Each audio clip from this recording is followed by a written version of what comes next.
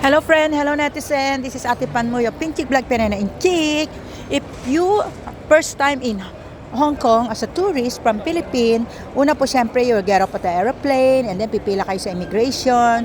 And after na makalabas kayo ng immigration, you need to check the conveyor kung nasang kung ano kayo, number ng conveyor nyo check upin kung meron kayong check-in luggage. And there are two exit para sasabihin nyo kung saan kayo susunduin ng tao kung may susundo sa inyo, di ba? So meron po kaming dalawang ano dito, isa sa exit B and the other side is exit A. Ayan, okay? Nandyan sa exit A yung isa. So you can ask your susunod exit A or exit B. Or if you're alone by yourself, kung mag-isa lang kayo at tinuruan lang kayong ng kaibigan ninyo na take the transportation, you can take taxi or private car. And if you wanna take the public transportation, in between ng A and B, dito sa Hong Kong Airport, makikita niyo yung malaking screen na yan at yung elevator, ayan, nakita nyo yan. Opposite niyan, ay ito na, nakalagay to city.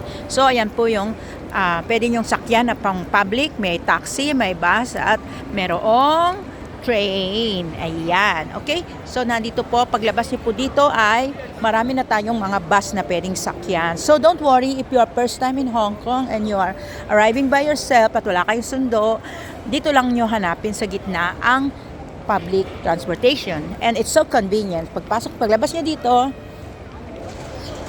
kung wala naman kayong halimbawang octopus in one side of the may mga kiosk dito o merong part dito, place dito where you can buy your octopus card para kayo makasakay. Okay? So I think around that side meron, and you can ask somebody, the airport staff kung saang side, pero I'm sure in that side malapit na dyan sa exit A, you can buy octopus card for your transportation, so you don't need to worry for the coins over the cash kasi pag may card kayo mas convenient. Then this one is in the middle, this is the city. Meron din silang coach or hotel shuttle bus, and dito po ang labas sa gitna. And ayan po, papasok kayo, nandyan po ang airport bus. Ayan, nakikita nyo yung train yan, yung train. This is the train. Go.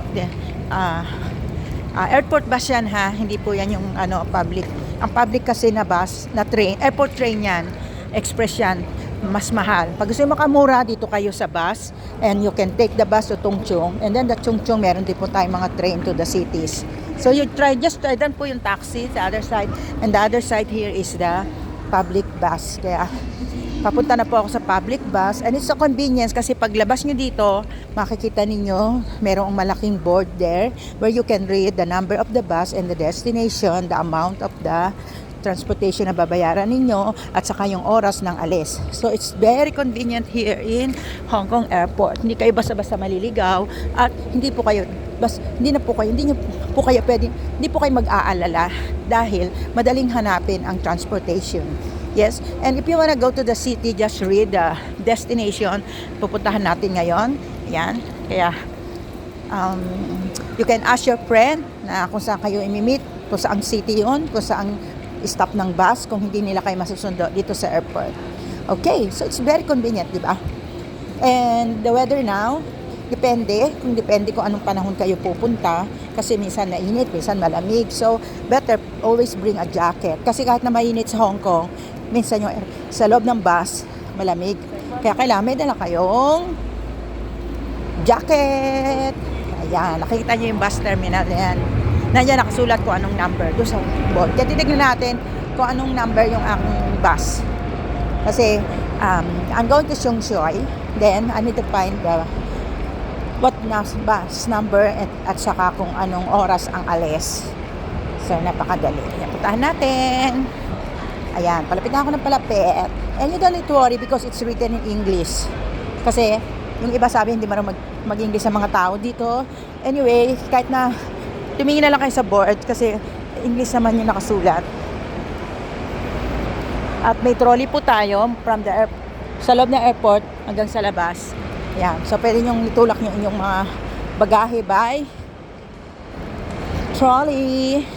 So ayan po, ticket route, fare paying, octopus, e-payment, cash. So yung magagamit nyo rin dito yung inyong go time, if you have the go time, and the octopus, the cash, And ating alleyway also. Yan, oh. So, we're going to find, ayan po yung mapa kung saan nyo hahanapin yung bus. So, I need to find my bus kung saan. Hanapin ko ang, ayan po yung mga numbers ng,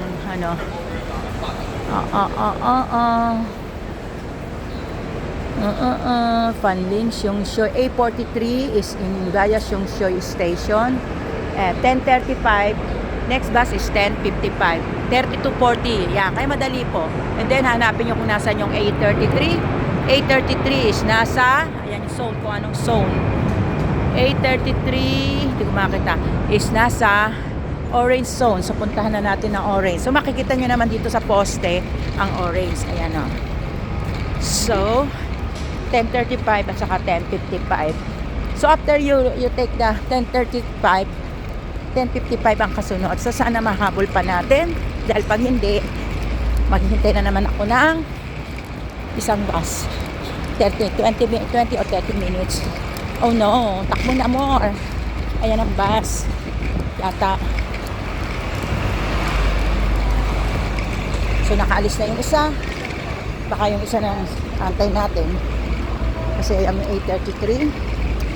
At nakaalis na. So, ang susundan natin ay isa naman. Ayan. Daadaan siya sa Xiongxue. At saka hindi rin po kayo maliligaw kasi pagdating nyo dito sa mga bus nila, mga bus stop na meron naman din ditong ruta. May route din sila dito na mababasa mo kung saan yung iyong magiging stop. Yan.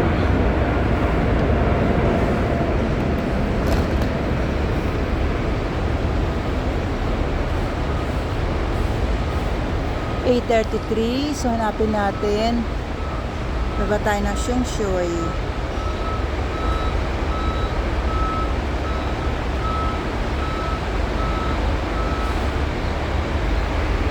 Bakit? Hanggang dito na lang. So, ayan po. Para hindi kayo maligaw. Basahin ninyo kung saan kayo makakapunta. Okay? Thank you po. So, ayan po. Pag gusto nyo ng bus, ayan. Pag gusto nyo naman ng train, Airport Express medyo mahal. Pwede kayong sumakay dito ng papuntang Tungchung. Sa Tungchung meron din pong train.